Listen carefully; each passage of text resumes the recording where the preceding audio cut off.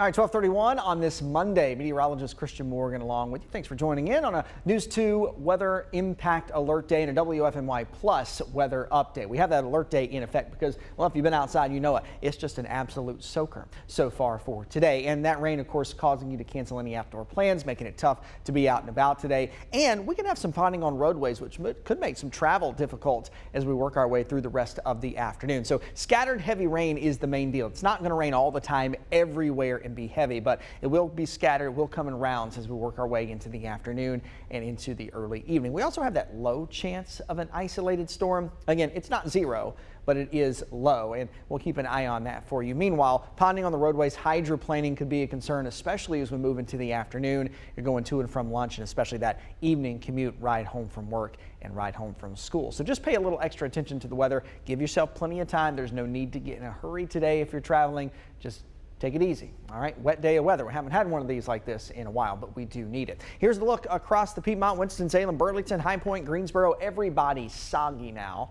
as we start off the new work week. And again, the rain is beneficial. We need it, but this is kind of a lot in a short amount of time. Temperatures this morning, if you step outside, it really kind of feels like a spring day, doesn't it? Warm, humid, wet. Temperatures in the upper 60s. We're at 68 Winston-Salem now at 12:30, 67 Greensboro, High Point, Lexington 2, 66 in Asheboro, 68 down in Troy, and we have mid 60s up over the foothills this morning. Temperatures really haven't moved a lot since early this morning. With the clouds here, with the rain here, they're not going to move. They're really not going to budge and stay locked in to where they are right now as we go throughout the rest of the day. Now tonight, once the front passes and cooler air starts to move in, our temperatures will drop into the 40s. But as long as the warm air is here, the rain is here, temperatures are going to be pretty much locked into the 60s for the rest of the day. Here's what we're seeing all across Piedmont Triad radar this morning, and as we move into the afternoon, most of our rain is steady as a general rule. Some of it a little lighter, some of it a little heavier. That big batch of heavy rain that we just experienced here in Greensboro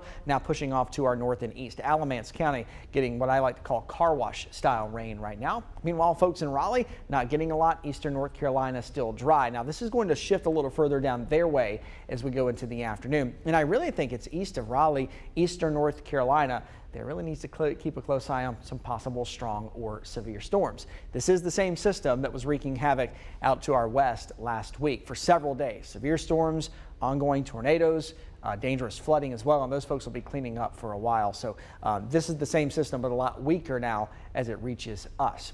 Meanwhile, low risk of some flash flooding today. I don't foresee that as a big problem, but typical trouble spots, you know, the areas that always seem to have some flooding problems, you'll likely see the water rise in those areas for today. And again, the ponding on the roadways is the big story, especially for the evening commute. So watch out for that. Watch out for standing water on the roads. Our storm risk, like I mentioned, is low, barely even included in the level 1 risk for severe storms for today. You'll see northwest of the Triad back to the west not even included in that risk. Just a level 1 for our areas to the south and east of southern Piedmont. But look, as you get down into Raleigh, down to eastern North Carolina, this is what I was saying. Those folks are in a level 2 risk of severe storms today. So they could have a couple of storms with damaging wind, also an isolated tornado too down that way today. For us, the big headline really is the rain that we've already gotten and that we'll continue to get for the afternoon. Now, the change here over the last 18 to 24 hours or so has been the evolvement of a slower progressing storm. So you just think back to Friday and Saturday, we were thinking about this system moving on by and being done by lunchtime. But with a slower arriving cold front, the rain's going to linger longer. So that likely means more rain and, of course, higher totals as well. So here's what it looks like on Futurecast. We move through the rest of the afternoon. Again, it rains for a while, then it shuts off, then it rains again, rinse and repeat as we go through the afternoon. Again, some of that rain can be heavy. Hard to really pinpoint exactly where those heavier pockets of rain will be, but we'll be tracking them on radar. Good idea for you to have that News 2 radar app on your phone too. You can track along with radar just as the way we see it, so you know what's happening. That'll continue into the early evening. Now, I expect our rain to break apart a bit, but as the actual front pushes through this evening, we could get another dose of some heavy rain in places just before bedtime. After that, the front moves on by.